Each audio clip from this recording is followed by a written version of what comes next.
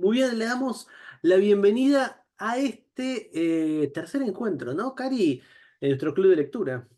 Así es, para abordar el cuarto capítulo de la filosofía política de la inteligencia artificial en esta introducción que nos propone Mark Keckelberg, así que sean todos muy bienvenidos. Y como siempre nos gusta empezar con una noticia, nos gusta empezar con una noticia reciente. Nunca nos pasó como hoy que la noticia es de la misma jornada. Teníamos otra y la tuvimos que cambiar porque miren qué interesante esto. Se publicó un informe hoy que encontró que en todos los grandes chatbots de inteligencia artificial, ChatGPT, Gemini, Claude de Amazon, en todos los grandes chats, hay un rato se los nombro, aparece justamente desinformación, fake news rusa. Es decir, que lo que descubrieron es que estos grandes modelos de lenguaje, estos modelos de lenguaje masivos, estos LLMs, estuvieron siendo entrenados con información falsa de Rusia y la están justamente, como dice ahí, propagando, ¿no? Este es un informe que publicó hoy NewsGuard, que es una empresa de ciberseguridad, y lo que estuvo mostrando es que todos esos modelos fueron entrenados de alguna manera con sitios creados por alguien particular, que es John Mark Dougan. Dougan era un sheriff, un comisario de Florida, que por una rara historia, si googlean la historia personal, él es increíble, parece de Misión Imposible, pero es real. Este ciudadano estadounidense está desde hace casi 10 años desde Moscú a cargo de una agencia de propaganda rusa.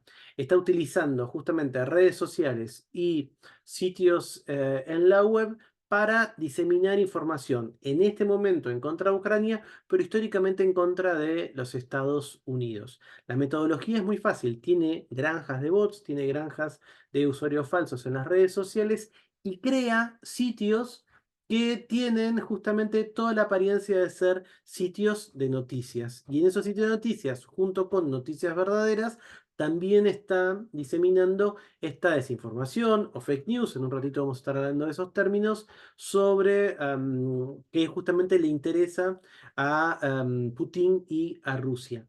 Cómo estos modelos de lenguaje masivo se están alimentando con información de Internet, lo que descubrió NewsGuard justamente es que en 57 conversaciones con 10 chatbots líderes que aparecen, ChatGPT 4, Smart Assistant, Grok, que es el de Twitter o el de X, Inflection, Mistral, que es la inteligencia artificial francesa, Copilot de Microsoft, Meta AI de la empresa Meta, Claude, que es de Amazon, de Anthropic, Google Gemini y Perplexity, con casi 60 conversaciones, NewsGuard descubrió que justamente iban de acuerdo o contaban cosas vinculadas con esas narrativas de desinformación rusa. Es decir, que los chatbots, como cuenta ahí el informe, presentaron como hechos reales, informes falsos, originados en esos sitios creados por Dugan sobre, por ejemplo, una supuesta escucha telefónica de Donald Trump o que Ucrania tiene una fábrica de trolls que interfiere con las elecciones estadounidenses. Es decir, que si hoy hacemos preguntas a ChatGPT sobre estos temas, temas que quizás nos llegaron por WhatsApp, que quizás vimos en redes sociales y queremos chequear los datos con ChatGPT, con Claude, con Mistral, con Copilot. Estas inteligencias artificiales van a repetir esa narrativa justamente rusa. Steven Grill, que es el codirector ejecutivo de esta compañía de NewsGuard, dijo al portal Axios, donde leí la noticia, este informe demuestra de forma concreta por qué la industria debe prestar especial atención a las noticias y la información. Brill recomienda que por ahora no confíen en las respuestas proporcionadas por la mayoría de estos chatbots en temas relacionados con noticias, especialmente en temas controvertidos. Bueno, nos pareció con Cari que es una introducción perfecta a la temática de este cuarto capítulo de este libro que estamos leyendo sobre la filosofía política de la inteligencia artificial. En español el cuarto capítulo se llama Democracia, cámaras de eco y totalitarismo de máquinas. lo que les vamos a proponer hoy es ver básicamente un poco la estructura del capítulo en general, pero vamos a hacer el foco en aquellos temas que con Karina nos parecieron más interesantes, trayéndolo con casos reales que ocurrieron aquí en la República Argentina y también tratando de hacer una elucidación conceptual un poco más minuciosa sobre, por ejemplo, el concepto cámara de eco, ¿no, Cari? Exactamente, como ustedes habrán visto a lo largo del capítulo, se concentra especialmente Kekelberg en cámaras de eco por un lado y burbujas epistémicas por otro. Y hace alusión a un autor que, por lo que pudimos ver, es profesor asociado en la Universidad de Utah y es de origen vietnamita. Se llama así, creo que, no sé, perdón por la pronunciación, Nguyen. Les vamos a dejar subido el artículo de 2020 al que él se hace referencia. Y nos gustaría introducir primero una precisión conceptual a propósito de este uso de burbuja epistémica y cámaras de eco, que muchas veces se torna intercambiable. Ahí donde, a juicio de Guyen, y no demasiado explorado este punto, nos parece, porque Kelber se trata en rigor de dos fenómenos epistémicos sociales a diferenciar, ¿no? Como parte de aquello que estaría constituyendo una amenaza al fundamento epistémico de la democracia misma, ¿no? Por un lado está en la conceptualización la noción de burbuja epistémica, entendida como una estructura epistémica social en la que otras voces han quedado fuera, tal vez accidentalmente, dice Guyen. Mientras que una cámara de eco es una estructura epistémica social de las que otras voces han sido activamente excluidas y desacreditadas. Otra diferencia que se desprende entonces en virtud de ello es que los miembros de las burbujas epistémicas carecen de exposición a información y argumentos relevantes, mientras que los miembros de las cámaras de eco han sido llevados sistemáticamente a desconfiar de todas las fuentes externas. De manera que, en suma, en las burbujas no se escuchan otras voces. Vamos a ver qué tipo de impacto esto tiene, por ejemplo, para ideales deliberativos o fundados en el diálogo y en búsqueda de consenso en clave democrática. En tanto que las cámaras de eco son tales que otras voces son activamente socavadas, ¿no? Y fundamentalmente lo que atribuyen es deslindar dos grandes rasgos respecto a las cámaras de eco. Pueden explicar fenómenos de posverdad de un modo en que las burbujas epistémicas no pueden. Ahora vamos a tratar de clarificar en qué sentido, y requieren, en consecuencia, burbujas epistémicas y cámaras de eco de distintos tipos de intervención. En un caso hay una mera exposición a evidencia, como aquel tipo de artilugio al cual podríamos apelar para romper la burbuja epistémica, ¿no? Frente a una burbuja epistémica en la que ciertas voces han sido omitidas, si mostramos la evidencia relevante, esa burbuja podría, en principio de esta tematización, socavarse, desinflarse. Mientras que en el caso de la cámara de eco, se da el siguiente efecto: la exposición a evidencia puede reforzar la propia cámara de eco. La cámara de eco trabaja sistemáticamente aislando, dice Guyen, a sus miembros de todas las fuentes epistémicas externas en una suerte de lógica de adoctrinamiento, dice, de culto o de secta. Esto también va a ser relevante cuando trabajemos sobre la noción de aislamiento frente a la desolación, que es tan invocada desde las condiciones del totalitarismo por Hannah Arendt, ¿no?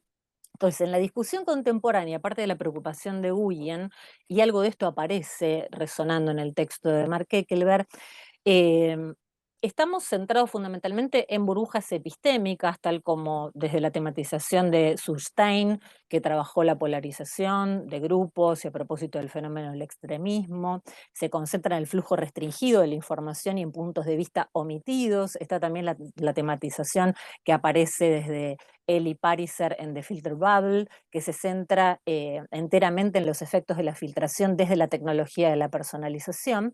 Pero esto ha sido tematizado en detrimento, a juicio de Guyen, respecto de la centralidad que han adquirido las cámaras de eco, ¿no?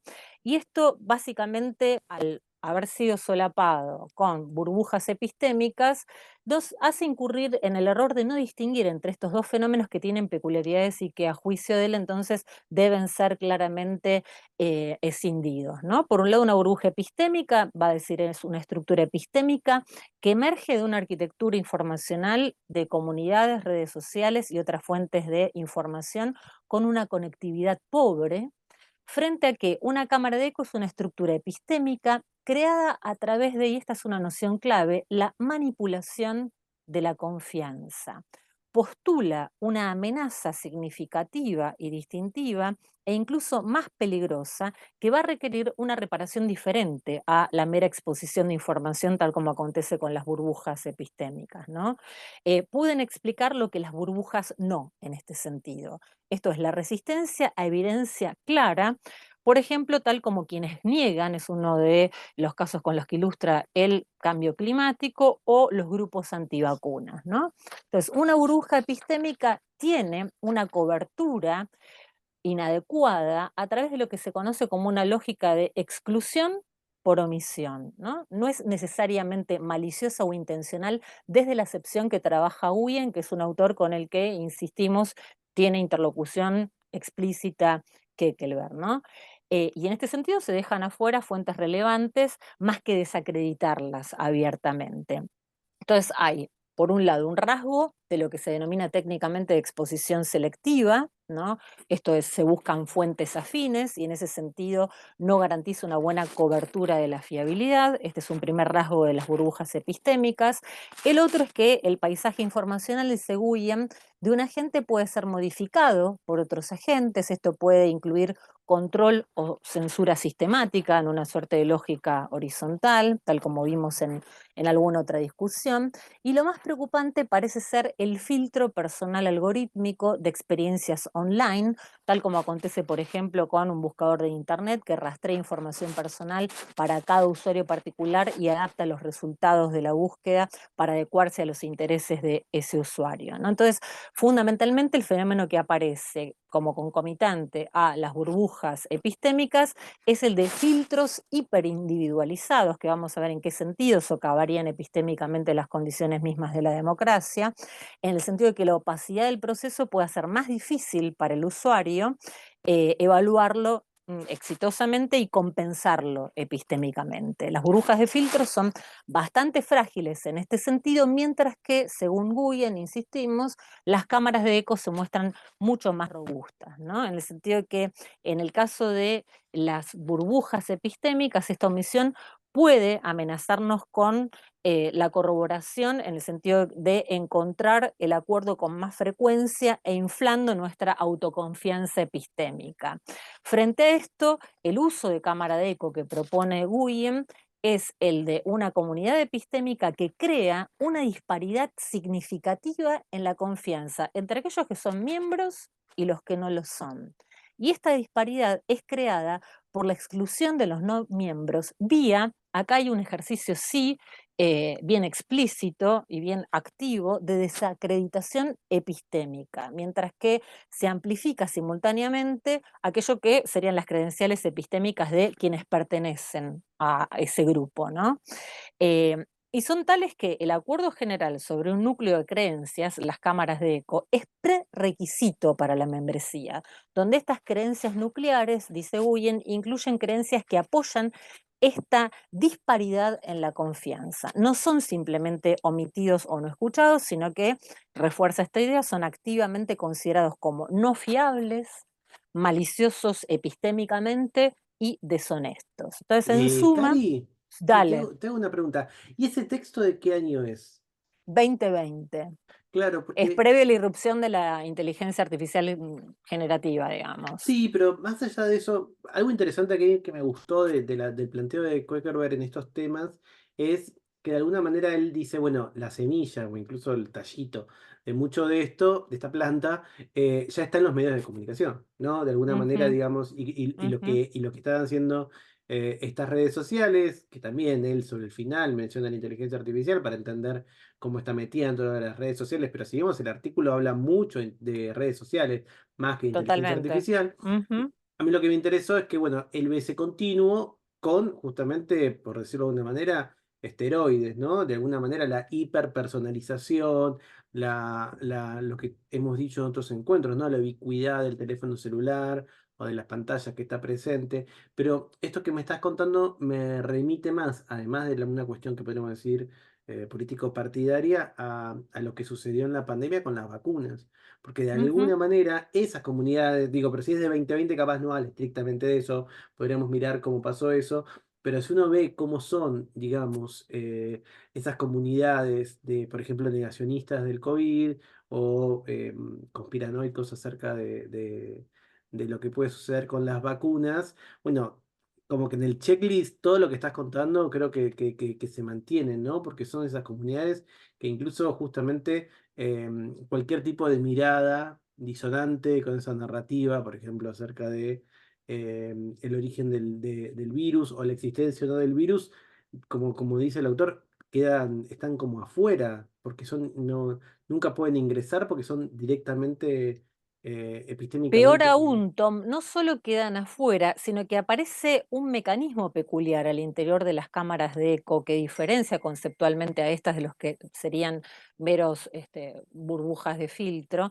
y que es este mecanismo de desacuerdo-refuerzo, ¿no? Disagreement reinforcement, donde precisamente cualquier creencia en contrario es tomada para reforzar las creencias previas. Y trae a colación, siguiendo muy en línea con lo que vos muy bien estás leyendo en clave de teorías de la conspiración, el Pizzagate, ¿no? Que probablemente ustedes recuerden, donde se difundió que desde el entramado de Clinton y Barack Obama funcionaba en una pizzería, creo que se llama Comet Ping Pong, una red de tráfico sexual de niñes.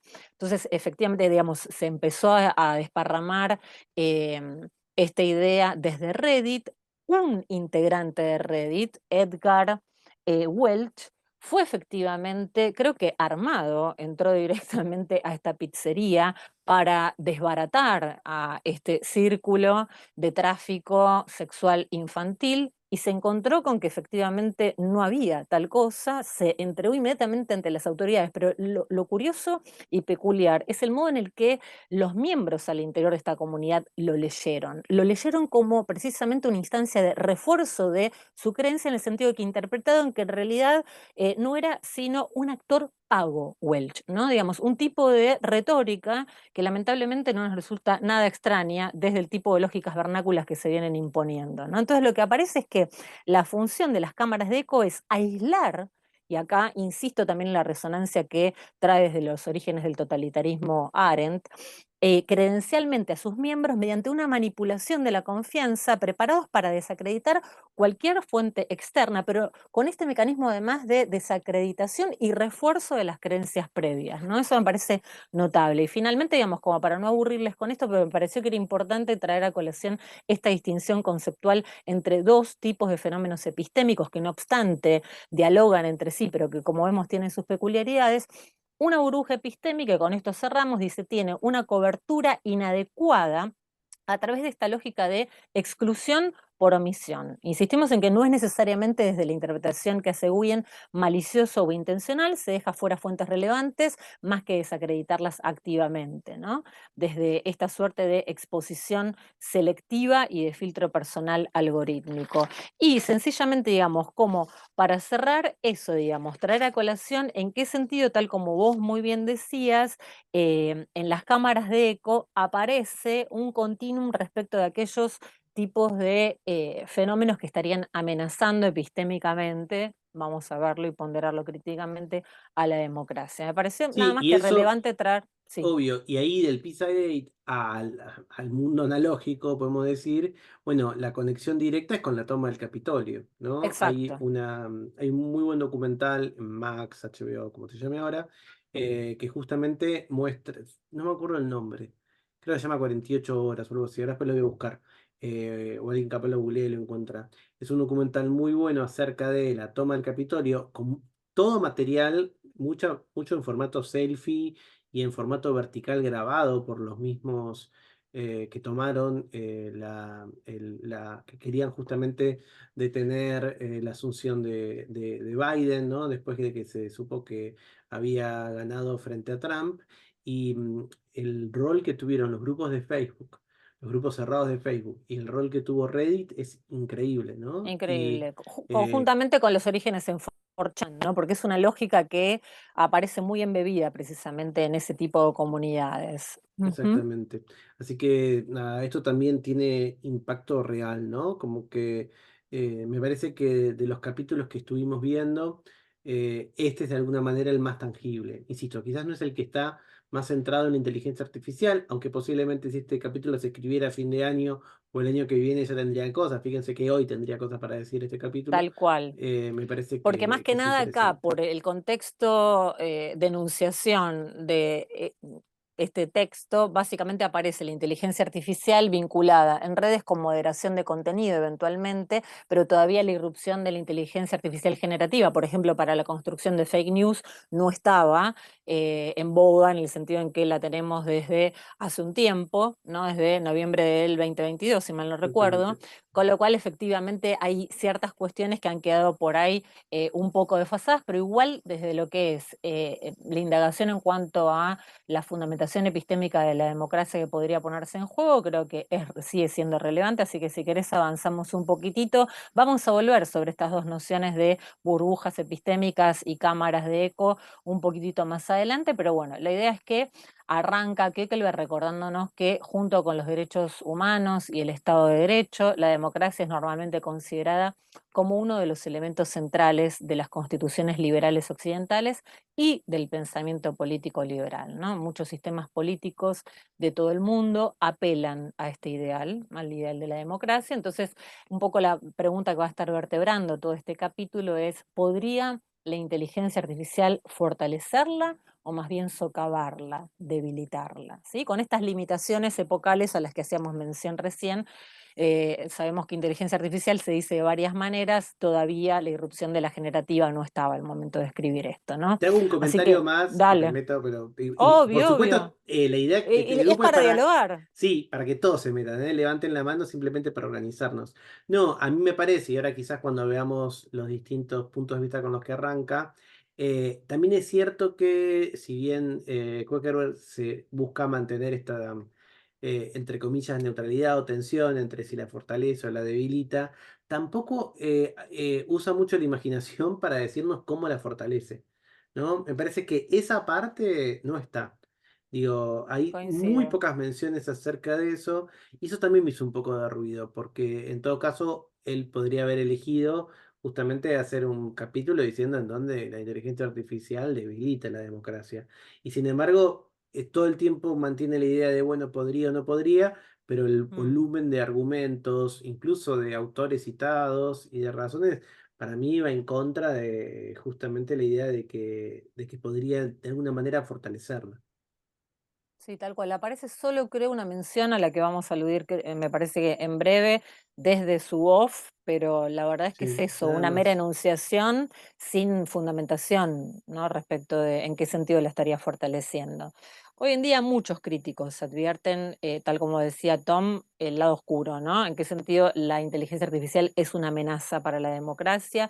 Podemos volver sobre el libro ya varias veces mencionado de nuestro amigo De y en Juan. algún momento estudiante Juan Ruoco a propósito de la democracia en peligro, donde él explora la cultura memética, ¿no? Y se mete precisamente con los memes como artefactos culturales, con esta gran capacidad de condensación semántica que aparece en ellos, ¿no? Se teme que las tecnologías de inteligencia artificial conduzcan a un mundo menos democrático, sino distópico, al marcar el inicio de una época en que Internet y el uso de la inteligencia artificial terminen creando un nuevo tipo de ágora política, ¿no? Em, y acá aparece una constelación de voces que vamos a ver que básicamente, tal como decía Tom, parecen inclinar la balanza en un sentido, ¿no? Aparece la cita de Shoshana Zuboff desde la era del capitalismo de la vigilancia, donde se argumenta centralmente que el capitalismo de la vigilancia es una amenaza no solo para la autonomía del individuo, sino también para la democracia, ya que acaba con la soberanía del pueblo, vamos a ver en qué sentido, un poquitito más adelante para esta autora, también, digamos, Gran Hermano se habría quedado corto, ¿no? Y frente al Big Brother ella va a hablar del Big Other, en un sentido en el que nosotros mismos alimentamos esta sociedad de la exposición, Bueno, diría ahí está para Harcourt. mí la buena conexión con el capítulo de vigilancia, de alguna manera, que sería el segundo Ujú, capítulo, porque, digamos, algo que hace muy bien Koekerberg y creo que se entiende mucho mejor en este capítulo, es entender cómo, bueno, a diferencia de otros momentos históricos, no tenemos que mirar solamente al Estado,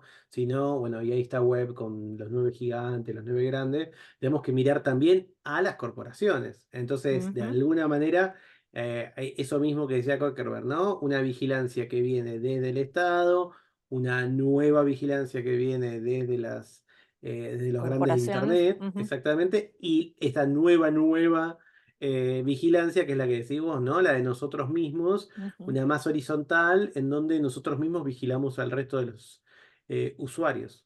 Ujú, así es. Luego se cita a Amy Webb, que sostiene que no tenemos el control desde que las grandes corporaciones, en línea con lo que acabas de subrayar, configuran nuestro futuro. Esto no es democrático. Aparece también la mención de Larry Diamond con la idea de que lo que es bueno para las grandes tecnológicas no necesariamente es bueno para la democracia o incluso para nuestra salud individual, mental y física. En breve nos adentraremos también en este punto. Está también la mención ineludible a propósito de esta lectura en clave colonial de Couldry y Mejías desde el costo de la conexión. No solo los ciudadanos, sino también los estados se vuelven cada vez más dependientes de las grandes corporaciones y de lo que éstas saben de nosotros, ¿no?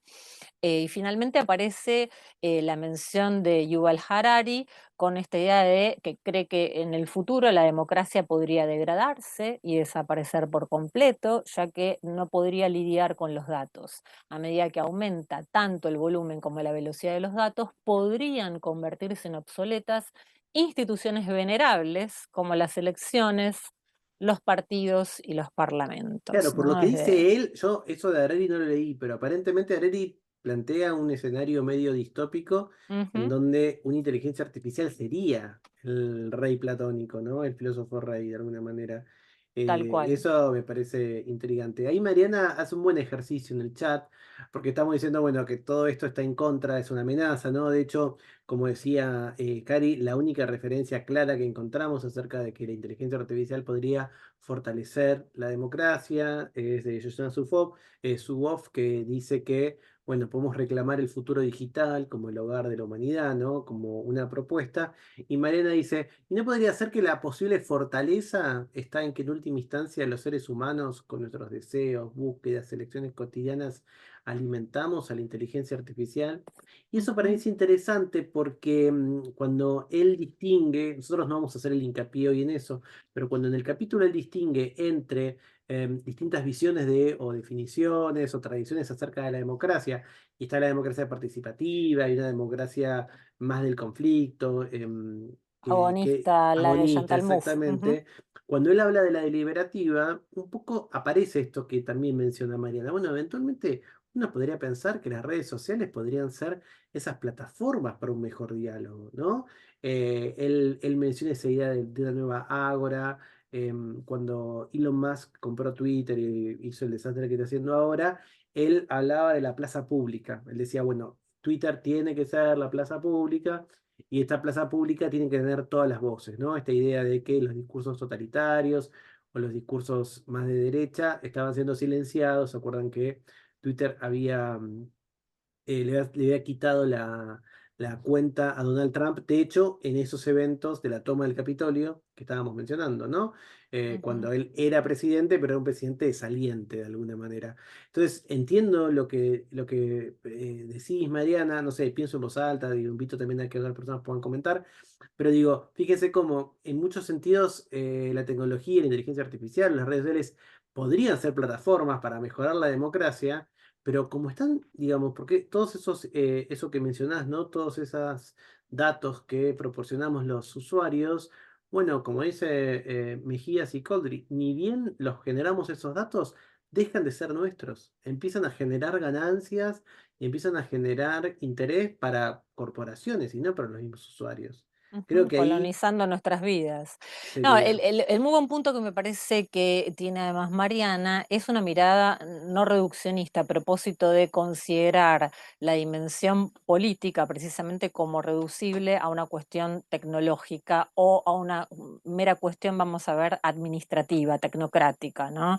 Entonces me parece que en la medida en que precisamente podamos ver qué es lo que estamos entendiendo por lo público y en qué sentido se juega allí la política, habría una manera de, bueno, no sé si de ver a la inteligencia artificial como abonando, pero sí, en todo caso, por la negativa, viendo la imposibilidad de un escenario tal como aquel al que apunta Harari en este sentido tan reduccionista, ¿no? De verlo como una mera administración de las cosas, en un sentido automatizado, con prescindencia de nosotros los seres humanos. E inspirada por Vos, Hannah Mariana, ¿querés Arendt. hacer un Sí, perdón. comentario? Ah, No, sí, sí, que porque estabas la vi levantando la levantando la mano. mano Sí, de manera Dale. analógica, pero justo perdón, estaba sí, mirando. Estaba en ningún drama. perdón. Después la busco. Es cortito, una intervención y es como para pensar nada más. Esto de que los youtubers, qué sé yo, consumimos todos youtubers, están siempre sobre la ola tratando, digamos, de ganarle, podríamos decir, al algoritmo y van encontrando las formas de seguir captando la atención de las personas. Me parece que esto es lo que me interpretaste bien. No, la democracia no se hace solamente desde las plataformas gubernamentales de gobierno, sino que uno se pueden construir otras. Yo creo que es un momento espectacular para construir, no tirar abajo una, sino co-construir otras herramientas. Me parece que no es una amenaza al ser humano. La amenaza al ser humano, me parece más el transhumanismo, es el infrahumanismo. Nos estamos estupidizando y ese me parece que es el mayor problema de todos. ¿Sí? Entonces, en tanto en cuanto el humano siga siendo humano con capacidad de pensar y de decidir, me parece que es una herramienta la inteligencia artificial. Por ahí va mi Ujú. pensamiento, pero estoy pensando todavía. No, sí, sí, acabás además de tirar una reflexión súper profunda, porque ahí también gran parte de lo que nos interesa interpelar es de qué hablamos cuando hablamos de humano, ¿no? Y en qué sentido más o menos ampliado habría que repensar la subjetividad, ¿no? No en clave precisamente trans, sino post-humanista, en un sentido post-antropocéntrico también, ¿no? Desde, digamos, cuestionar la presunta excepcionalidad humana, pero sin duda, digamos, qué es lo humano en juego está atravesando toda esta discusión ahora desde la arista más estrictamente pública en cuanto a la dimensión política, ¿no? E inspirada precisamente por Hannah Arendt, de acá es donde decíamos, simplemente aparece esta cita, esta enunciación, su voz cree que es posible un nuevo comienzo en el sentido de que podemos reclamar el futuro digital como el hogar de la humanidad. No sé bien bajo qué reglas, ¿no? Porque en la medida en que, tal como apuntábamos hace un ratito, ese futuro siga cooptado por la lógica estrictamente corporativa, que sabemos que lo que se disputa es la economía de la atención y buscar su propia utilidad, la verdad es que habría que ver en qué sentido eso podría configurar un hogar para la humanidad. Me parece que es Porque un muy interesante desafío. claro, la tesis de Webb en Los Nueve Gigantes, yo tengo un libro, el libro no me mató, ahora que lo leí yo, cualquier lugar, me dieron ganas de volver a leerlo, es muy gordito, Ajá. pero lo voy a volver a leer capaz o mirar por arriba, porque no me voy a quedar una cosa más biográfica, no sé, se editó acá en Argentina, yo lo tengo. Eh, Su tesis es que polémica, es básicamente que no hay democracia, que no estamos viviendo una verdadera democracia. Por eso es interesante que Zuckerberg empieza haciendo distintas distinciones de cómo podríamos entender la democracia. Si es Ujú, solamente participación, si es solamente de una delegación, si tiene que ver con la deliberación. Porque es cierto que, a diferencia de otros momentos históricos, las grandes corporaciones, nada, toman muchísimo, o sea, tienen un montón de poder en nuestra vida cotidiana. Obviamente Quaker no tiene esta posición, tampoco tiene la de Harari, insisto, no lo leí, pero parece como extraño esta posible amenaza de una IA que sea que reemplace los organismos de gobierno. Me ujú. parece que está tratando de estar un poco en el medio, pero hay distintas visiones sobre esto. Sí, me suena extraño también que crea posible automatizar las políticas públicas sin más, en pos de una presunta eficiencia, neutralidad, pero bueno, tendríamos que adentrarnos por ahí en las aguas procelosas de la lectura de Es que Hannah escribe Arendt. incluso más que Kierkegaard, es muy difícil Sí, seguirle es el verdad, coso. seguirle el tren. Sí. Bueno, para volver un poco sobre la estructura de este capítulo, muy sucintamente habrán visto que el plan es investigar el impacto de la inteligencia artificial con todas estas restricciones contingentes de las que hablábamos en la democracia, revisando la teoría filosófico-política sobre ella, ¿no? Para quienes por ahí se están incorporando hoy, vale recordar esta idea de Kekleber de pensar conjuntamente en un sentido de mutua imbricación a la tecnología con la política. Y en ese sentido son inescindibles la reflexión desde la filosofía de la tecnología y la filosofía política, y las piensa en ambas direcciones, ¿no? Por un lado, de qué modo la filosofía política puede ayudarnos precisamente a iluminar estos fenómenos tecnológicos y recíprocamente en qué sentido estos fenómenos innovadores presionan sobre estos conceptos de largo linaje dentro de lo que es la tradición filosófica política, ¿no? Entonces, en la primera parte va a dar cuenta, como decía Tom, de la tensión entre las concepciones platónicas y tecnocráticas de la política frente a los ideales de democracia participativa y deliberativa, donde los representantes conspicuos con los que dialoga son clásicamente Dewey y Habermas, que a su vez han sido a su vez criticados por Chantal Mouffe y Rancière, quienes ofrecen un ideal diferente, radical, y en especial desde lo que es la defensa que hace acá en torno a lo político Chantal Mouffe, el ideal agonístico de la democracia y la política, ¿no? En la segunda parte lo que va a hacer es, basándose sobre todo en la obra de Hannah Arendt, preguntarse si la inteligencia artificial podría contribuir negativamente, ¿no? A crear las condiciones para el totalitarismo, ¿no? Así que vamos a volver sobre este punto y ver en qué sentido esas condiciones de aislamiento de las cuales habla Hannah Arendt en las condiciones, en los orígenes del totalitarismo, tiene algún tipo de versión en esta nueva tecnología que en rigor profundice nuestra situación de seres aislados. Sí. Sí, y yo sumo, como decíamos al comienzo, es un capítulo, al igual que los anteriores, pero creo que este más súper denso. O sea, si ustedes no lo leyeron, se van a encontrar con que en cada media página hay cuatro autores. Y es que está muy bien igual, porque me parece que eso es lo que él quiso hacer. Él quiso hacer una suerte de manual para personas no, nada, para no iniciados de alguna manera. Ujú. Entonces nosotros hicimos un recorte de lo que nos interesó, que es un poco el corazón del capítulo, el centro. Pero sí, súper interesante que da un montón de pistas de cómo es el debate actual sobre, por ejemplo, en este caso, democracia. No sé, para mí, que no es el área donde yo más he leído en los últimos años, me sirvió ese mapita. Digo, si Sí, quisiera traza estudiar una eso, cartografía muy total. interesante respecto de distintas acepciones de democracia, ¿no? Donde contrapone estas dos grandes vertientes y dice, este no es solo un problema del pasado histórico, sino que también constituye un peligro presente cuando nuestros datos, un poco en línea con el señalamiento de Mariana, se encuentran en las manos de personas en empresas tecnológicas y administraciones gubernamentales que pueden hacer lo que les digan que hagan sus gestores o políticos y dejen de pensar, ¿no? Esto reverbera mucho de lo que, como decía Tom, hemos trabajado también desde otros autores como son Coldry y Mejías, a propósito de cómo las grandes tecnológicas toman nuestros datos y los colonizan, ¿no? Está más en crisis la representatividad de la democracia, me parece, dice Mariana. Bueno, ahora lo vamos a ver, Él porque hay dice, él también cuando ahí. presenta la democracia y la representatividad aparece eso también, Ujú, exacto, obviamente. cuando discute entre el ideal representativo y el directo, Y ¿no? el delibio, sí. Entonces, tal como les decíamos, y habrán visto quienes tuvieron oportunidad de leerlo, hace un análisis de distintas definiciones clásicas de democracia, comenzando por oponer las ideas de Platón con las de Rousseau, para también discutir ideas más o menos consolidadas en el discurso público, como la idea del gobierno de la mayoría, y tal como apuntaba recién Mariana, la cuestión de la representación y la deliberación hacia el logro de un consenso, ¿no? Acá es donde podemos empezar a ver en qué sentido la noción de burbuja epistémica y en qué sentido la de cámara de eco obturarían a priori la posibilidad del logro de un consenso para esta vertiente más participativo-dialoguista, respecto de cómo pensar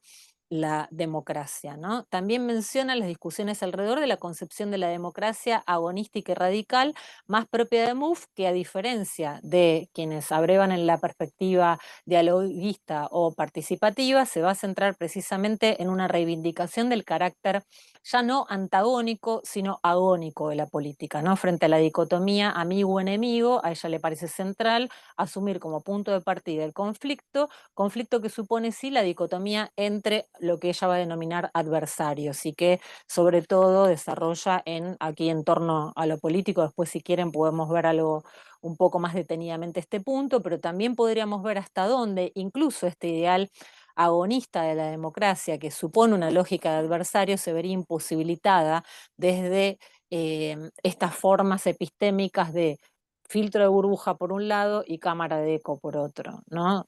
Porque me parece que para poder definir a alguien como adversario debieran estar dadas ciertas condiciones de posibilidad para el diálogo que creo que se clausuran a priori desde estos dos tipos de fenómenos epistémicos, aún con sus peculiaridades, ¿no?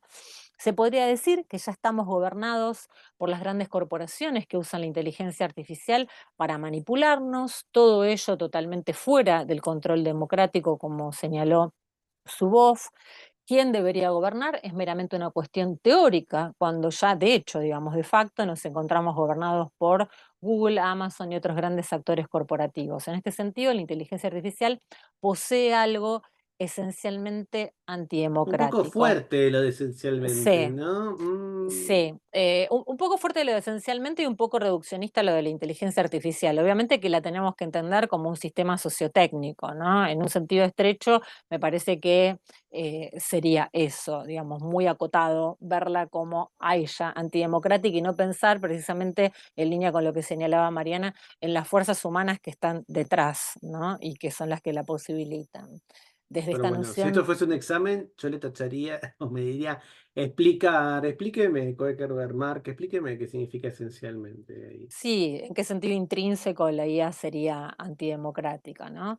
Entonces, bueno, revisando un poco lo que es la tradición, dice una visión platónica del rey filósofo podría tomar hoy la forma de un tipo de democracia con formas no participativas de gobierno, como un gobierno exclusivo y tecnocrático, un gobierno de élite, ¿no? De expertos y de inteligencia artificial y con confianza ciega y exclusiva en los algoritmos y en las recomendaciones de la inteligencia artificial.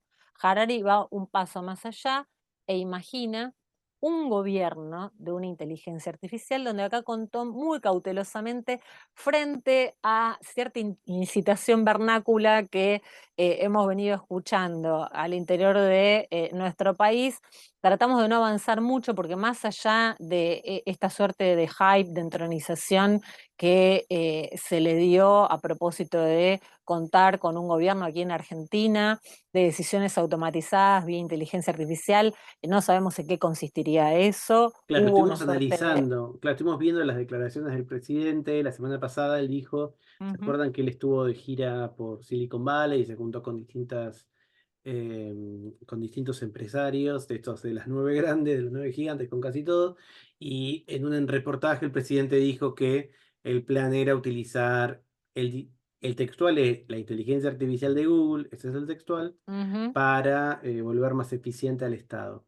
Lo que sucede es, eso era un poco lo que también nos había movilizado a leer con más atención este capítulo cuando vimos eso, porque dijimos, bueno, quizás podemos traer ese debate acá. La verdad es que por el tipo de reportaje que le suelen hacer a nuestro presidente, específicamente ese, no No hubo hubo repregunta. repregunta. Entonces no sabemos qué quiso decir. O sea, no sabemos a qué se refería con eso y también tratamos de ver si había algún tipo de anuncio o de resultado de esa gira, de decir, bueno, va a haber inversiones o se firmó una alianza o se firmó un acuerdo y tampoco hay ninguna información pública de eso. Sí, sumado, Entonces, digamos, al discurso en el G7, donde no solo, digamos, fue una voz relevante la de él, sino que apareció el Papa hablando también, ujú. ahora sí desde una perspectiva más humanista, a propósito de, bueno, cómo pensar en torno a la IA, así que vemos que está presente de un modo ubicuo y Sí, transversal. y lo otro que la noticia original con la que íbamos a arrancar el encuentro de hoy, que la reemplazó reemplazamos por lo de Rusia hace unos minutos, es que esta semana el FMI, el Fondo Monetario Ujú. Internacional, publicó un white paper bastante extenso sobre el impacto de la inteligencia artificial en los gobiernos. Y es súper interesante porque lo que dice el Fondo Monetario Internacional es que insta a los gobiernos a aumentar y consolidar los seguros de desempleo y a consolidar la ayuda social en todos los países del mundo, incluso los que se denominan desarrollados o más avanzados, porque considera que el impacto de la inteligencia artificial sobre el trabajo en lo inmediato va a generar una crisis de empleo. Entonces, un poco también con Cari, no es nuestro palo, pero lo que decíamos es, bueno, pero si esta gente está diciendo que hay que aumentar los seguros de desempleo, Desempleo. o sea, una política así social o de justicia social tan fuerte, bueno, se están viendo venir una tormenta de alguna manera. Eso es un white paper que si quieren también lo podemos subir a la carpetita en la que subimos todo, Cari, subimos ese artículo que estás leyendo vos y Dale. subo ese white paper. Y es súper interesante porque realmente la recomendación es esa. Como siempre, la retórica es la retórica que ya escuchamos muchas veces, que la inteligencia artificial va a transformar el mundo del empleo y que, digamos, en el largo plazo, las personas que hoy hacen tareas repetitivas o manuales van a encontrar trabajos calificados cuando se capaciten y dejar a la inteligencia artificial justamente haciendo esas tareas no calificadas, pero que esa transición va a ser traumática.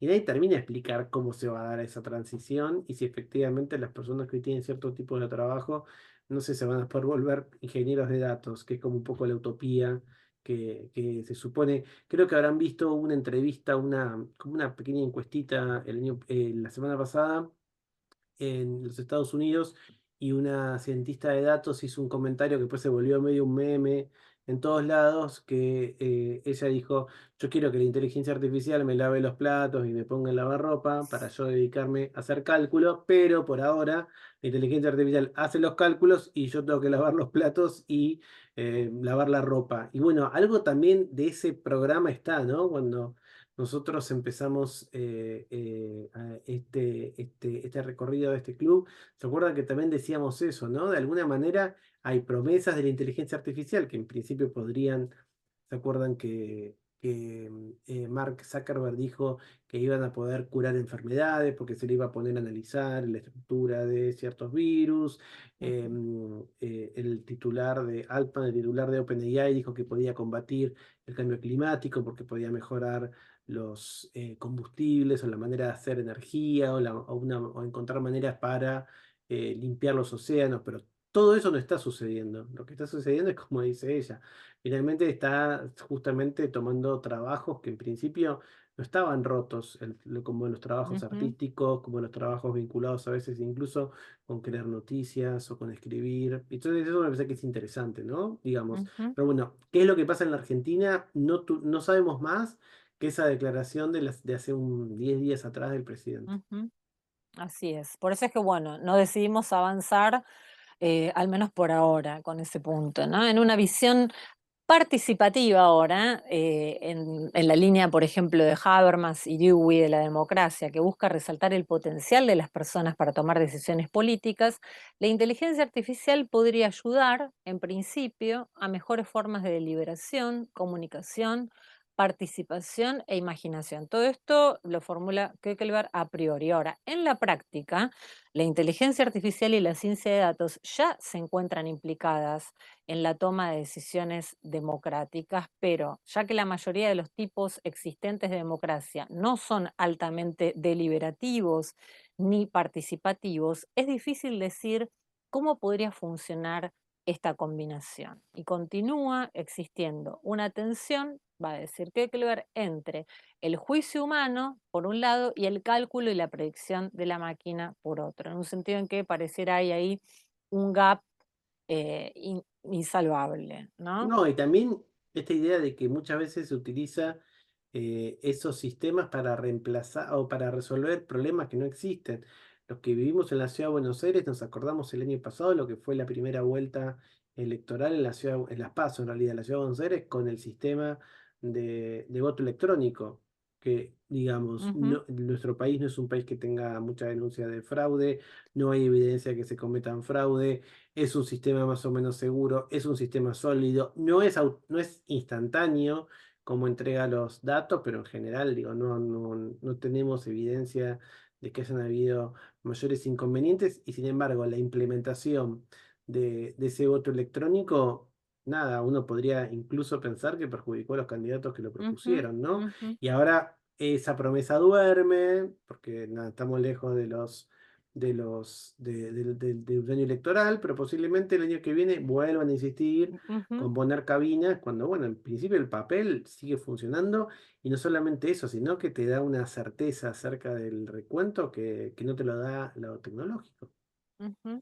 Bueno, es que es otra vez esa mirada que tantas veces hemos tratado de desmantelar a propósito del carácter más eficiente de suyo, neutral, ¿no? Desprovisto de valores y en ese sentido, bueno, mejor que cualquier tipo de instancia de intervención humana, formulado muy acríticamente respecto de la inteligencia artificial.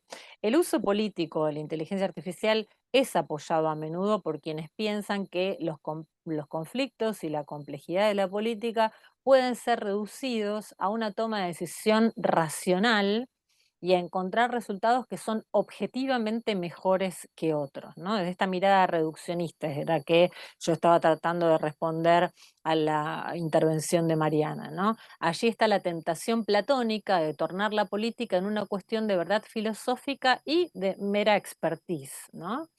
En los dos conceptos de libertad de Berlin, que creo es un texto que también subimos al Drive, Está subido. ya advirtió él contra la idea de considerar que todos los problemas políticos sean precisamente asimilados a problemas tecnológicos, ¿no? Si estamos de acuerdo con los fines, las únicas cuestiones restantes serían concernientes a los medios y podrían ser abordadas por expertos o máquinas y el gobierno devendría en lo que Saint-Simon llamó la administración de las cosas, Que eso es ¿no? lo que está pensando Harari de última, porque para mí es finalmente Yo cuando creo él que sí. piensa eso, es pensar que los problemas políticos son o podrían volverse problemas tecnológicos. Exacto, exacto. Y en mi juicio es una mirada súper reduccionista Él e vive en Alemania, implausible. ¿no?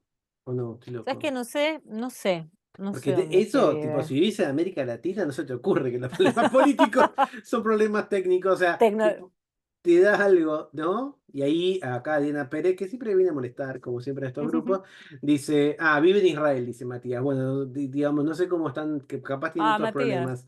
Muy bien. Dice Diana, ¿quién dijo que estamos todos de acuerdo con los fines? Por Bueno, ese supuesto, es parte además. precisamente del problema respecto de el tipo de acuerdo y desacuerdo que posibilita la vía democrática y el tipo de consenso o ausencia de consenso que tendría lugar a través de burbujas epistémicas o cámaras de eco, donde en realidad directamente o bien no oiría, no digo bien, no podríamos oír, para conjugarlo mejor, ciertas voces por omisión, no maliciosa, como podría ser en el caso de burbujas de filtro, con lo cual ahí no habría en principio posibilidad de acordar fines, porque directamente habría cierta parte que estaría directamente silenciada, aún en un sentido no malicioso, o bien, si nos tomamos en serio esta noción epistémica de cámara de eco, directamente cualquier tipo de consideración en contrario serviría para fortalecer mis propias creencias previas, con lo cual Total, en realidad ahí no habría un genuino acuerdo o consenso, sino la imposición de una cierta facción. Con lo cual ahí la cuestión de el acuerdo se torna centralísima, sí, claro.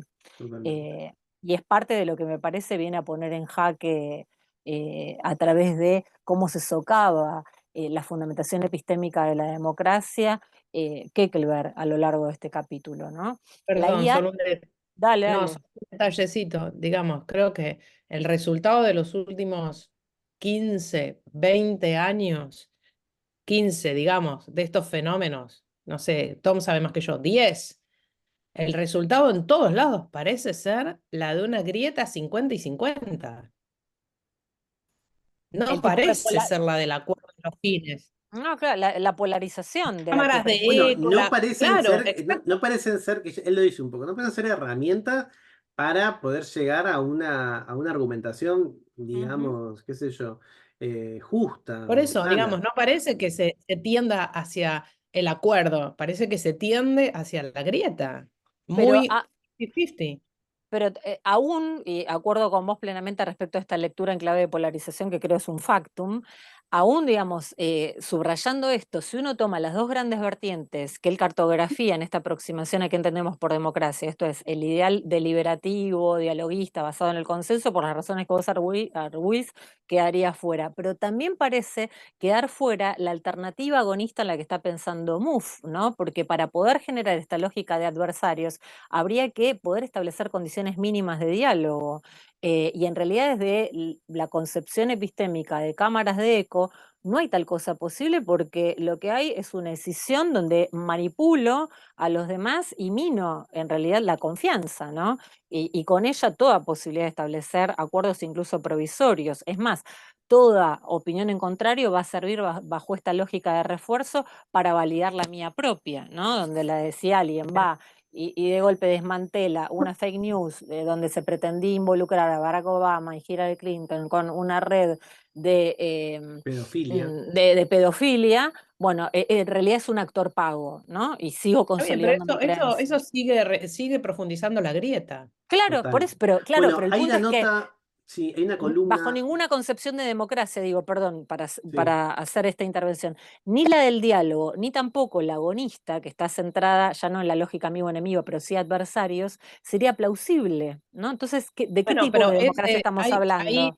ahí es medio complicada esa argumentación simplemente en el sentido de que hay condiciones formales de la democracia que suponen que existen elecciones, partidos políticos, mecanismos para llegar al momento de la votación. Mínimamente democracia supone votaciones periódicas, mínimamente, dejando de lado todo el resto de las cuestiones. Y esas instancias formales se cumplen igual y se cumplen por fuera de todas las redes. O sea, la grieta tiene que ver con que hay imposibilidad de diálogo entre esos Ujú, grupos, dado que cada uno está cerrado en su propia lógica y no escucha y no argumenta y no tiene bases comunes y ujú. lo que fuere, pero al momento de la votación, del ejercicio de la democracia por fuera de la digitalización, digamos, cuando llegó el papel y hay que ponerlo en la urna, o el voto digital y hay que ponerlo en el aparato, tenés un sistema que no tiene nada que ver con todo esto, que te garantiza, por lo menos hasta ahora, la presencia de estos dos grupos como grupos votables, obviamente. ¿no? Leo un comentario de Mariana, ahora en un ratito retomo lo de Gonzalo que va por otro lado y le doy la palabra a Diego, pero antes a Mariana dice, más que pronosticar, parece que van creando el futuro y que ese futuro es un único futuro. Diego, Ujú. Quería comentar algo, digamos, lo que estamos viendo efectivamente es una división del escenario en dos grupos antagónicos, pero digamos, lo que me parece que hay un peligro que es el horadamiento de las condiciones de posibilidad de un ejercicio de la vida democrática con buena información. Y eso tiene que ver con buena información que, digamos, que produzca una deliberación que realmente Ujú. sea resolutiva y esté vinculada a la evidencia. Y eso tiene que ver con lo que pasa en la administración del Estado, es decir, porque, digamos, puede haber intereses antagónicos, puede haber divisiones en la sociedad civil, puede haber debates, pero el tema es cuando el Estado toma parte. O sea, cuando la administración del contenido universal se vuelve un sector particular y utiliza este tipo de herramientas para promover desinformación, para no producir la evidencia que tiene que producir el lugar de la universalidad, que es el Estado, para que luego sí, los grupos puedan interpretar esa evidencia común, ¿no? Y generar sus opciones de políticas públicas. El tema es eso, digamos, cuando en el lugar del enunciado universal se utilizan estructuras tecnológicas para generar esto, digamos, generar fenómenos de eco, aislar, ¿sí? Alimentar solo con una única información a un sector, etcétera, etcétera. Ayelen comenta, desde el Eso. algoritmo se fomenta la intolerancia. Me refiero a las redes sociales. Sí, Diana. No, yo solo quería decir que ahí coincido con lo que creo que fue Tom que dijo al principio, que esos mecanismos a los que alude Diego no son propios ni de las redes ni de la inteligencia artificial. Ya vienen pasando con las influencias en los medios y con la pérdida de autonomía de los medios masivos de comunicación, etcétera. O sea, tiene que ver con la tecnología, sí, eventualmente, pero no necesariamente con estas tecnologías.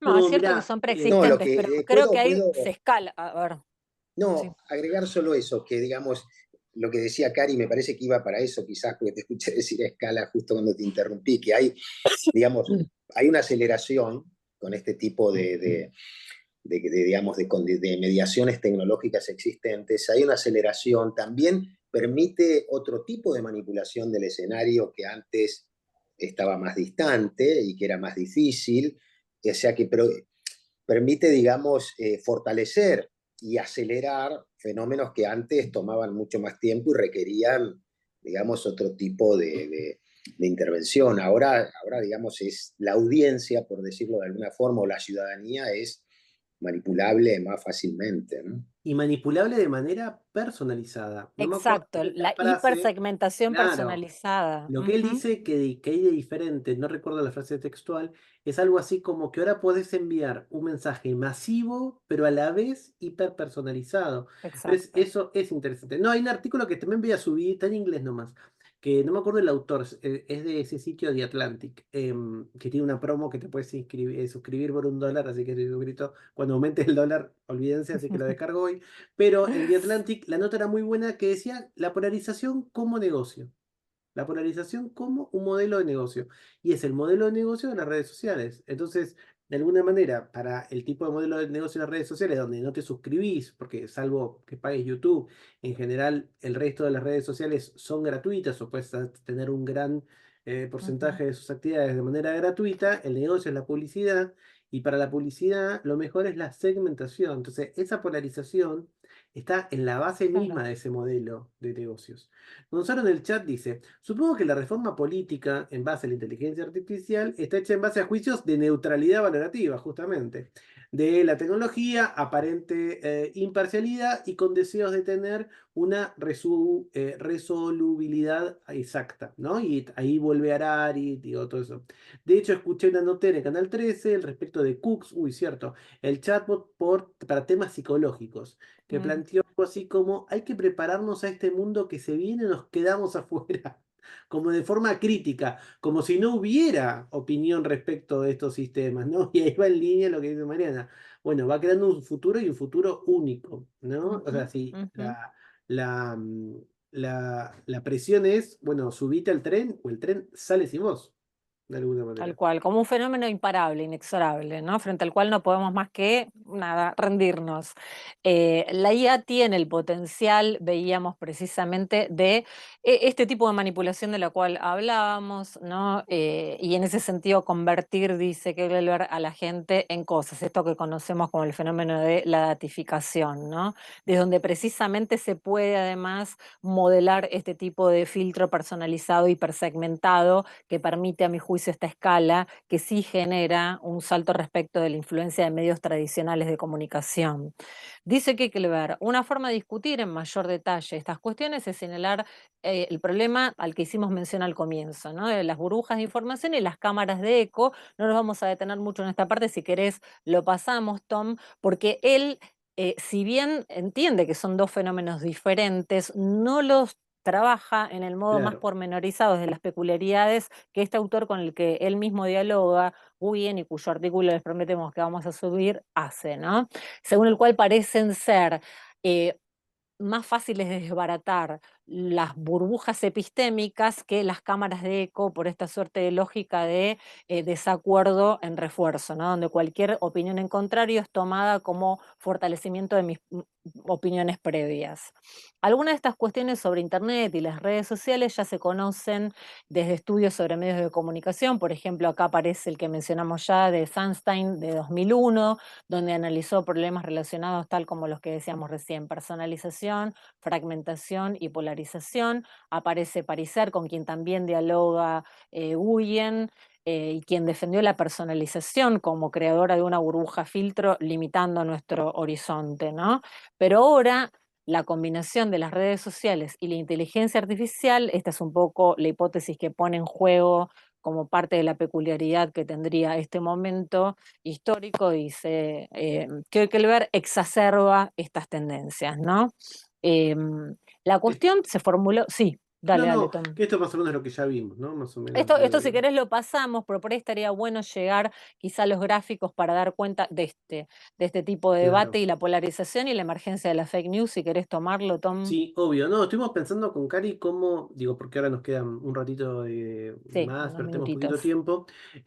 Estuvimos pensando, bueno, cómo eso se aplica, ¿no? A casos que podamos, nada, encontrar en nuestro país. Yo estuve leyendo este libro de Ernesto Calvo. El libro es viejo, se llama Anatomía Política de Twitter, Argentina. Ernesto Calvo, que ahora vamos a ver que está presente en un caso acerca de Santiago Maldonado, profesor de ciencia política de Maryland, en los Estados Unidos, y Y que especialista en... escribió conjuntamente, perdón que te interrumpa, Tom, Sí, con Natalia Arughetti, ¿no? Sobre trolls y fake exactamente, news, tienen el libro exactamente, juntos, que es muy exactamente. interesante Este es también. anterior, que es sobre el caso Nisman, sobre el caso de la muerte del fiscal Nisman. Mm. Y lo que hace es un estudio cuantitativo en donde ay, tengo una luz horrible que es para verme bien, pero fíjense que acá están todos estos gráficos que aparecen acá en la imagen, pero son gráficos muy claros sobre cómo uno puede visualizar un hashtag o cómo puede visualizar una discusión. En este caso,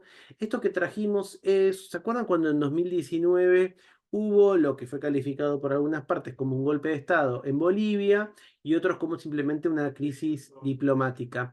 Y lo que es interesante es que ustedes pueden ver ahí en azul y en rojo dos posiciones polarizadas totalmente acerca de qué es lo que sucedía en Bolivia.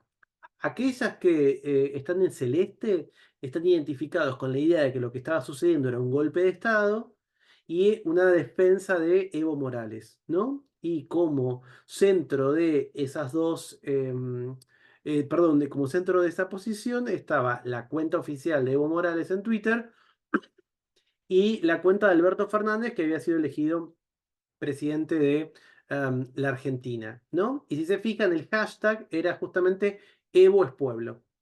La nube roja es justamente de los que negaban que esto era un golpe de Estado y estaban a favor de la presidenta interina, o quien se denominaba presidenta interina, que no tenía un hashtag, tenía a un periodista muy polémico, si lo siguen, que se llama Nacho Montes de Oca, y también una cuenta que podemos decir que es un troll, por alguna manera, hacemos un nombre, que es el Coya 1977, muy vinculado originalmente a Mauricio Macri, ahora a los libertarios, y Agustín Laje, ¿no? Una persona de ultraderecha con opiniones antidemocráticas.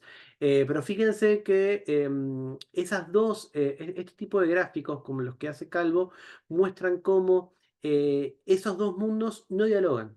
Fíjense que la unión entre lo rojo y lo celeste no está dialogando, no hay unión. Y lo mismo sucedió en este informe de, justamente, como decía Cari de Calvo, con Natalia Aruguete, sobre, en este caso, la desaparición de Santiago Maldonado. Esto es de 2017. No se sabía el paradero de Santiago Maldonado. Lo que es interesante es justamente qué tipo de información se compartía en estas redes abiertas. Serían dos comunidades, las comunidades que clamaban por la desaparición, obviamente clamaban, perdón, por la aparición con vida de Santiago Maldonado, y aquellos que decían que era un terrorista o que era alguien que estaba, que era un delincuente, que había desaparecido por estar en contra de la ley. Dice, los usuarios de estas dos comunidades, dice, mostraban también links de aquellos portales que estaban leyendo y justamente con medios cercanos a sus ideas y su postura ideológica, coherente con la mayor actividad opositora que mencionamos, opositoras porque esto es 2017, es el gobierno de Mauricio Macri y Patricia Bullrich era la ministra de Seguridad. Página 12 justamente es una de las autoridades más encumbradas entre aquellos que están en lo opositor, en el barrio opositor, mientras que Clarín y La Nación dominan la región oficialista, ¿no? En un espacio más retirado. Quiero ver si hay una imagen. Fíjense, por ejemplo, acá. Amarillo sería el oficialismo de ese momento, vinculado con el PRO, con Cambiemos, y azul vinculado con la oposición o el kirchnerismo. Entonces, fíjense cómo el hashtag Cristina Cínica casi no aparece puntitos celestes, todo es amarillo. Y fíjense cómo el hashtag Santiago Maldonado solo aparece o aparece de manera mucho más marcada solamente entre los votantes que están vinculados más con la posición, podríamos decir, oficialista. Lo que dice Calvo y Arguete es, hay una mayor polarización política que torna imposible, dice el artículo, tanto el consenso como la acción colectiva. Hay un riesgo de fragmentación y de ruptura de la sociedad. Perdón, esto lo dice Kueckerberg.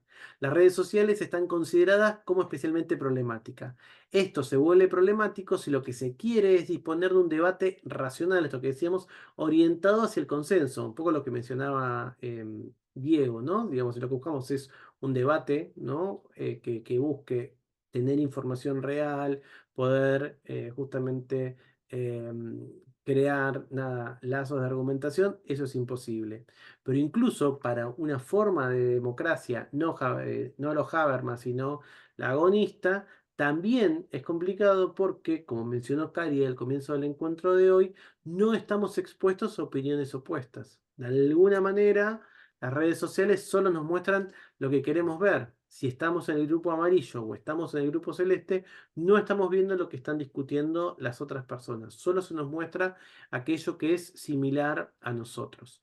Y esto Ahora, es, sí, perdón, Tom, que te obvio, interrumpa. Dada la cartografía que el mismo Keukelberg traza, ¿no? Entre el ideal participativo, dialógico y el ideal agonista, y la imposibilidad de cumplir cualquiera de esas acepciones, el pronóstico es por demás sombrío, ¿no? sí. Porque o bien tendríamos que pensar desde una imaginación política bastante agotada en alguna alternativa, o bien están completamente degradadas las condiciones mismas epistémicas para la democracia, ¿no? Si esto es así, siguiendo, por mor de su argumento, el mapa que viene trazando, ¿no? Y también habla, Es, digamos, sin quitarle ninguna responsabilidad a las grandes corporaciones ni al Estado, también habla de nosotros como usuarios. ¿Cuántos hashtags contrarios a mis ideas yo soporto o cuántos usuarios que me caen mal? O sea, y los tres que nombré dije cosas feas porque no los soporto a los tres. Para mí uno de los tres es criminal incluso. Pero digo, ¿cuánto de eso soporto si yo voy a estar en redes sociales todo el tiempo buscando entretenimiento, buscando información? Digo, creo que también hay algo ahí. Mariana habla ahí como de dos lógicas, ¿no? Ella dice, lo digital y lo analógico tienen lógicas diferentes, ¿no? Con una consigna que el gráfico quizás muestra esa consigna como de solamente de dos polos o de alguna manera binario, ¿no?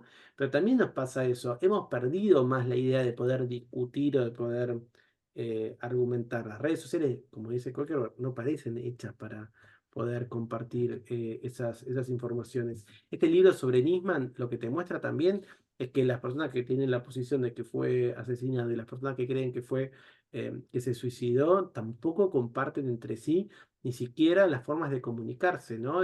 Perdón, las formas de informarse. ¿Cómo avanzaríamos en entender eso? Y no lo dice así, o por lo menos no lo leí así, pero podría pasar como lo que decías, Cari, del Pizzagate. Bueno, imaginemos, ¿no?, que hay una prueba definitiva, la prueba que dice o bien fue asesinado o bien se suicidó. Las personas que tienen una idea distinta, que fueron expuestas una y otra vez a opiniones cercanas a las que tenían, ¿creerían que es cierto o inventarían una ad hoc de que es un actor, es un tipo ujú. pagado, no lo dijeron? Digo, eso es como interesante. Yo podría, eh, Sí, excelente. quería, ¿qué tal? Sí, en es como este mundo de la posverdad que también como usuarios estamos buscando, como decís vos, todo el tiempo reafirmar nuestras ideas y el algoritmo y la inteligencia artificial ayuda, porque en Twitter, por ejemplo, no, o Instagram o lo que sea, no ves otra cosa más que lo que vos querés todo el tiempo reafirmar. Y el problema acá que yo hablaba de la intolerancia es cuando vos ves una publicación o lees una nota que va en contra de lo que vos pensás, automáticamente te volvés intolerante y todo esto ayuda a que termines volviéndote intolerante hasta inconscientemente, si querés. O sea, como usuario no te llega un momento que capaz que no te das ni cuenta. No recibís información contraria a lo que vos pensás, ¿no? Digamos, creo Exacto. que Y todos no te das alguna vez cuenta, vimos eso. y cuando la recibís, la rechazás automáticamente. Entonces, y no te deja como pensar o ser más racional, si querés, por decirlo de alguna manera, y es complicado. Obvio, Creo que estamos en un mundo complicado en ese sentido. complicado. Mariana, Yo creo que, perdón, esto de que buscan la fuente de la verdad o qué es lo que opina, qué es lo que piensan con respecto a un caso judicial, a un caso de investigación, lo novedoso, podríamos decir, o lo curioso o lo problemático, es que antes había instancias. Obviamente siempre la verdad, digamos, es dubitable, pero los espacios que ocupaban el proceso judicial, las ciencias, ¿sí? Ahora fue corrido, ¿sí? O la misma academia, la misma poder judicial, le da ese trono, podríamos decir, a periodistas y redes sociales, porque o no hay herramientas para dilucidar de forma más firme si hubo o no un homicidio o un suicidio. Eso me parece lo que está también socavando. Es una cuestión, por eso digo que es una cuestión humana o social o lo que fuese, es un espejo la inteligencia artificial que nos está mostrando que somos, ¿sí? A dónde estamos mirando. Está socavada la verdad. No digo que haya que ponerla nuevamente en la academia y nuevamente en el Poder Judicial, pero me parece que eso es lo que está socavado. No puede ser que sea una cuestión democrática si llueve de o no llueve opinión, hoy. claro, de opinión. Claro. ¿O llovió o no llovió hoy? Claro. Diana, Yo iba a decir algo que empieza así. Puede ser que sea vieja, ingenua y optimista, y todo eso es un combo horrible. Pero eh, me interesaría saber, por ahí Tom, vos tenés datos. Yo el otro día justo estaba escuchando, por supuesto no puedo replicar las fuentes porque no me acuerdo de dónde lo escuché, el porcentaje de la población, digamos, votante, para decirlo, mayores de 16, 18, lo que sea, que efectivamente están en redes sociales y cuál es la calidad de su participación. En el sentido de que esos grafiquitos con esas manchas amarillas y azules, no sé hasta qué punto reflejan un número interesante o un número muy mínimo de gente votante. Entonces, en ese sentido, a mí me parece que estas discusiones magnifican el lugar que tiene eso. Por supuesto, los medios y los presidentes y la gente que cree que tiene la verdad o que la verdad es X porque es tendencia en Twitter, y tendencia en Twitter pueden ser 20.000 casos, no sé, qué sé yo, un número ínfimo con respecto a lo que es la población votante en un país. Entonces, me parece que hay como una especie de exageración respecto del impacto real que tiene esto, tanto en las mentes de las personas como en la capacidad de decisión, como en la influencia a la hora de votar. O sea, qué sé yo creo que las cifras que yo escuché es que, no sé, la cantidad de gente que realmente está en Twitter o en esos lugares no sé, debe ser el 10% de la población, como mucho, y de ahí el 1 o el 2% participa activamente y el resto simplemente de vez en cuando mira y deja pasar y nadie retuitea nada o a lo sumo le pondrá un like a algo. Entonces, realmente no estamos magnificando el papel que eso puede llegar a tener. ¿Qué sé yo? Por ejemplo, con respecto a lo que decía recién, creo que fue Mariana, esto de la distinción entre lo que pasa en las redes y lo que pasa en la vida real, y con respecto también a esta cuestión de dónde está la verdad.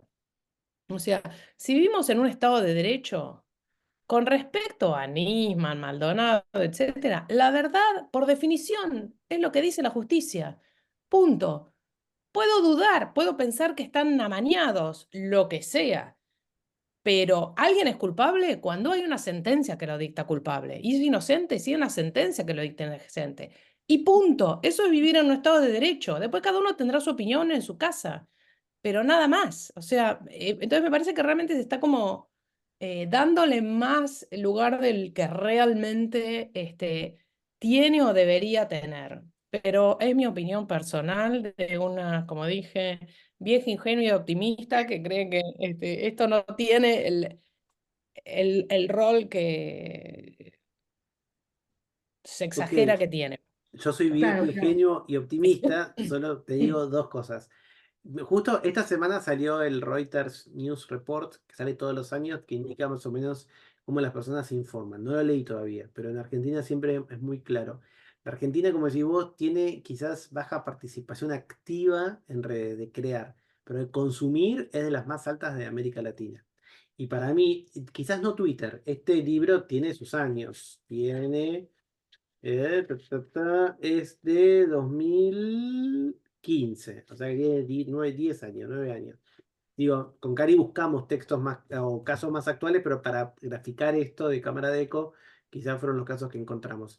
Yo sí digo que, ingenuamente quizás, o polémicamente, el ascenso de alguien que hace 2 años era un panelista de tele y hoy es la máxima TikTok. autoridad de nuestro gobierno, habla de las redes sociales, porque no fue solamente los medios. Quizás Twitter quedó muy vintage y es TikTok, por supuesto, como dice Ujú. Cari, pero yo no creo que seamos un pueblo que no consuma redes sociales. Pero es más complejo porque no son solo las redes. Son Por las redes supuesto, más un conjunto de otras cosas Desde enormes que un luego. pasan y continuo. pasaron afuera de las Eh, redes. Vivimos un continuo, además con los medios, pero bueno, también si hablamos con nuestros Totalmente. hijos que votan, quizás no saben lo que es TN, o, no, o quizás cortamos el cable porque no vamos más cable y lo estamos viendo por YouTube. No sé, digo, yo creo que hay algo, pero no creo que sea desdeñable el rol que tienen, pero es discutible, es No, discutible. no, yo no dije que fuera desdeñable. Solo digo que me parece que no es decisorio y que, digamos, tienen que pasar un conjunto enorme de otras cosas y fuera de las redes sobre todo para que el fenómeno ese en 2 años ocurra, aunque esté Bueno, pero potenciado. esa es una buena, para mí es una explicación de cámara de eco, de burbuja de información, porque realmente, digamos, las personas creyeron que esa era una opción lógica para, obviamente, la situación acuciante que vivimos durante tantos años. Digo, esa puede ser una opción. Como nos quedan pocos minutos, quiero adelantar un cachito y contarles un poco Dale. más, pero para tenerlo. Entonces, simplemente, nada, hacemos como un mini chivito de otro tema que puede ser interesante, que tiene que ver, porque todo esto un poco de alguna manera lo vimos acerca de Ujú. de las burbujas y de las burbujas epistémicas. Tenemos como un caso súper interesante, complejo de entender, porque de alguna manera tiene más variantes de lo que sucede, pero Cambridge Analytica por lo menos abrió los ojos acerca de esa manipulación. En ese momento la empresa Meta, que se llamaba Facebook, brindaba mucha más información a quienes la pagaban por ella y en principio lo que hizo Cambridge Analytica, o que asegura haber hecho, es haber targeteado distintos avisos e informaciones y noticias a ciertas personas para poder modificar su intención de voto, ¿no? Y de alguna manera, en ese sentido, dice Kueckerberg, el reemplazo del liderazgo humano por la inteligencia artificial es peligroso y antidemocrático. Y luego tenemos también todo el mundo de las fake news. Acá hago un chivito, pero para que sepan, se inauguró la semana pasada una muestra sobre fake news en la Fundación Telefónica, en el espacio de la Fundación Telefónica. Yo estuve participando, curando contenidos argentinos y hay muchísimo sobre deepfakes y hay mucho, es una historia de la fake news, es una muestra española del año pasado que ahora se inauguró acá y que tiene una pata local en donde yo trabajé, pero más allá de que yo trabajé, es muy interesante para entender también cómo siempre detrás de las fake news, obviamente, y también lo muestra Kueckerberg, hay intereses, son intereses justamente del poder, y eso lo vemos también como una problemática afín a las cámaras de eco y a las burbujas de información. Con este otro costado que es con el que va terminando Kueckerberg su capítulo, que tiene que ver con la responsabilidad. Una de las bases de la democracia justamente es que las personas sean agentes responsables, agentes que pues, se puedan justamente hacer cargo de las decisiones que toman. Ahora, cuando empezamos a delegar cada vez más esas decisiones en sistemas, como se acuerdan que contamos el famoso sistema Compass, que justamente le sugería a los jueces si dejar en libertad condicional o no a las personas, y sistemáticamente dejaba en libertad condicional a la persona de piel blanca y no a personas de piel negra. Bueno, nos encontramos entonces con que también hay un problema grave acerca de quién se va a ser responsable acerca de eso. Y eso pueden ser justamente, por ejemplo, problemas estrictamente políticos.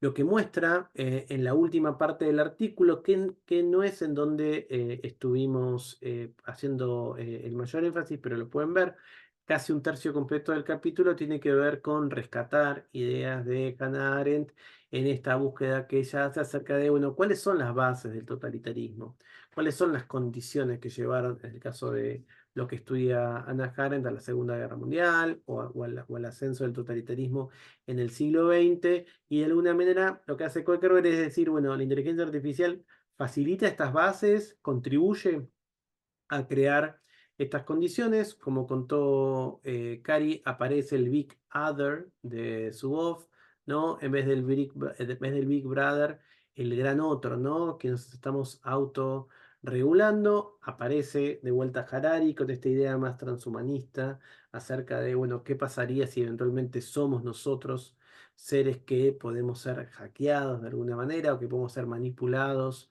por la tecnología. Y en un libro que estuvimos viendo con Karina y que lo estuvimos utilizando en nuestro seminario, que nos gustó mucho, que se llama La intimidad La es poder. privacidad es poder. La privacidad es poder, exactamente, de Ujú. Carissa Bellis. Esta idea de que, bueno, efectivamente, ella lo dice un poco eslogan, de manera eslogan, pero está bien, la recopilación de datos puede matar. Es O decir, por la contraria, digamos, la claro, otra cara de la moneda sería en términos propositivos, la privacidad es poder en el sentido de que administrar en un sentido responsable nuestros datos podría preservarnos de cierto influjo de la manipulación, por ejemplo, ¿no? Es muy correcto. interesante el libro, sí. Ujú. Correcto. Así que, bueno, nada, para terminar, la conclusión es justamente que en principio podemos pensar, dice Koelkerberg, que la inteligencia artificial podría ser más que simplemente una herramienta para socavar la democracia, pero que tiene justamente estos efectos colaterales, a veces buscados y a veces imprevistos, ¿no? Que dice que hacer que la deliberación sea más difícil de alcanzar, reforzar el populismo. Hay muchas páginas que tienen sobre el populismo, el vínculo del populismo con la inteligencia artificial, amenazar la responsabilidad pública e incrementar la concentración de poder. Las políticas relativas a la inteligencia artificial deben equilibrar valores políticos diferentes que están potencialmente en conflicto. Por eso la invitación que hace para pensar el próximo capítulo es: necesitamos volver a pensar en las condiciones de la democracia, en la construcción de la esfera pública a la luz de estas nuevas tecnologías. Ujú. Un modo en el que la filosofía política y la filosofía de la tecnología pueden contribuir a este proyecto es justamente conceptualizando el poder y la relación entre poder y tecnología. Y eso va a ser lo que vamos a analizar el mes que viene, cuando discutamos sobre el capítulo 5, ¿no? Tal Acerca de cual. cómo es esa Ujú. definición de poder, posiblemente con Cari, por lecturas que hemos tenido, lo vinculemos con feminismo de datos, en donde también hay un gran Ujú. capítulo acerca de poder, y va a ser interesante entender el poder a la luz de la inteligencia artificial. Sí, van a ver que fundamentalmente ahí trabaja sobre una matriz relativa a Marx, Foucaultiana, y una performática que es muy interesante, y es a tal punto que concibe la íntima conexión entre poder y su relación con la tecnología, que confiesa que estuvo a punto de ponerle como título, que se lo podríamos Sí, robar al libro, Poder Artificial, ¿no? exactamente. Así que Bueno, vamos a estar veremos. tematizando eso la Esto se está próxima. grabando, Karina, me hace quedar mal. Bueno, Bueno, perfecto. a confesión de Para parte. Para terminar, cuestiones parroquiales. Este encuentro lo hicimos online En porque hay el una marco. actividad exactamente en Sadar, pero recuerden que si quieren colaborar con nuestra institución que nos cobija y en donde Karina, yo, Diego, Diana y varios que estamos acá trabajamos en el Instituto de Investigaciones Filosóficas, nos pueden enviar dinero. Sugerimos 3.000 pesos si alguien quiere, si no están siempre invitados que lo puedan tener. Y recordarles que el próximo encuentro va a ser el 17 de julio, le vamos a enviar un correo electrónico, y también va a ser online, porque también está ocupada la sala principal. O sea que lo vamos a hacer igual que de manera online. Así que nos veríamos el 17 de julio para discutir el 5º capítulo. Como siempre, mañana les enviamos el link de esta reunión, les enviamos el link a la carpeta donde están estos textos y los textos que nos comprometimos a enviar, y decirles que, como siempre, estamos súper contentos de estos debates que se están dando. No sé si, Cari, Tal querés... cual. No, eso, agradecides por el compromiso y la lectura atenta y la riqueza de estas discusiones, así que les esperamos el próximo 17 de julio aquí. No sé, muchísimas Gracias. gracias. Gracias a ustedes.